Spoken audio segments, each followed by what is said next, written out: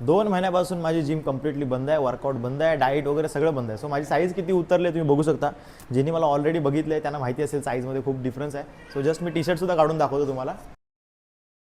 Okay, so ही current size आहे, पूर्णपणे down झालेली आहे. सो मसल्स थोडाफार आहे बट साईज पूर्णपणे डाऊन झाली आहे. सो जस्ट तुम्हाला वेट पण दाखवतो माझं किती ड्रॉप झालं एक्झॅक्टली या पूर्ण 2 महिन्याच्या पिरियडमध्ये. सो आधी माझं 84 kg वेट होतं. सो आता बघूया, लेट्स सी किती वजन झालं आहे. हे बघा, सो ऑलमोस्ट 74 झालेलं आहे, 73,900.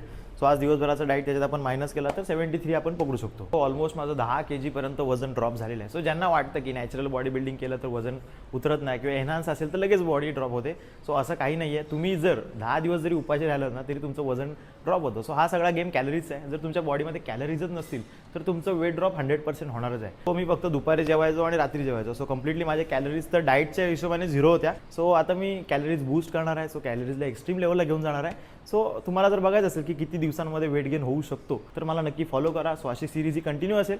सो किती वेट गेन झाला आहे, कधी काय काय सप्लिमेंट्स यूज केलं, काय वर्कआउट करतोय, काय डाएट करतोय, या सगळ्या गोष्टी तुम्हाला सांगितल्या जातील. सो त्यासाठी फॉलो नक्की करा.